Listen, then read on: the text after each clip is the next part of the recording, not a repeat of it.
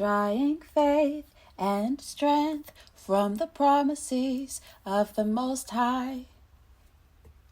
Drawing faith and strength from the promises of the Most High. First up, Psalm 91, verses 1 and 2. Safety of abiding in the presence of the Most High. He who dwells in the secret place of the Most High shall abide under the shadow of the Almighty. I will say of the Most High, He is my refuge and my fortress, my Father. In Him I will trust. 2 Corinthians chapter 1, verse 20. For all the promises of the Most High in Him are yes, and in Him so be it, to the glory of the Father through us. I had to add verse 21, y'all. Now He who establishes us with you in the body of the Savior and has anointed us is the Most High, who also has sealed us and given us the Spirit in our hearts as a guarantee. Now from the book Joshua, who our mighty brother who shares the same name as our sovereign Savior, Yahushua, reading from chapter 1, verse 8. This book of the law shall not depart from your mouth, but you shall meditate in it day and night, that you may observe to do according to all that is written in it. For then you will make your way prosperous, and then you will have good success. And as I look, I might as well add in verse 9 a bit of encouragement for my brothers and sisters. Have I not commanded you? Be strong and of good courage. Do not be afraid, nor be dismayed, for the Most High, our Father, is with you wherever you go. Hebrews chapter 6, verses 9 through 20. A better estimate. But beloved, we are confident of better things concerning you. Yes, things that accompany salvation, though we speak in this manner. For the Most High is not unjust to forget your work and labor of love, which you have shown toward His name, in that you have ministered to the saints and do minister. And we desire that each one of you show the same diligence to the full assurance of hope until the end, that you do not become sluggish, but imitate those who, through faith and patience, inherit the promises.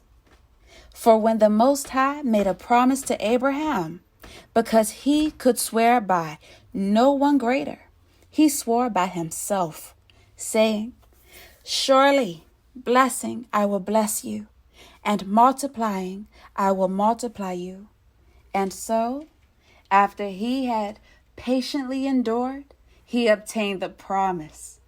For men indeed swear by the greater, and an oath for confirmation, for them an end of all dispute.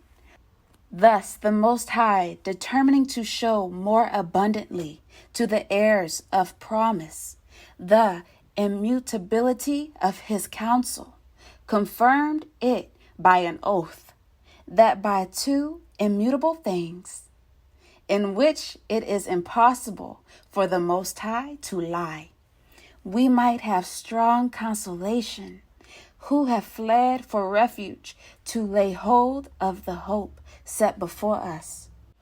This hope we have as an anchor of the soul, both sure and steadfast, and which enters the presence behind the veil, where the forerunner has entered for us, even Yahushua, having become high priest forever according to the order of Melchizedek. 2 Peter chapter 1, verses 2 through 4. Grace and peace be multiplied to you in the knowledge of the Most High and of Yahushua, our Master, as His divine power has given to us all things that pertain to life and set-apartness, godliness, through the knowledge of Him who called us by glory and virtue, by which have been given to us exceedingly great and precious promises, that through these you may be partakers of the divine nature, having escaped the corruption that is in the world through lust. Hebrews chapter 10, verses 35 through 39. Therefore, do not cast away your confidence, which has great reward. For you have need of endurance, so that after you have done the will of the Most High, you may receive the promise. For yet a little while, and He who is coming will come and will not tarry. Now the just shall live by faith. But if anyone draws back, my soul has no pleasure in him. But we are not of those who draw back to perdition, but of those who believe to the saving of the soul. Isaiah chapter 55, verses 6 through 13. Seek the Most High while He may be found. Call upon Him while He is near. Let the wicked forsake his way, and the unrighteous man his thoughts. Let him return to the Most High, and He will have mercy on him. And to our Father, for He will abundantly pardon. For my thoughts are not your thoughts, nor are your ways my ways, says the Most High.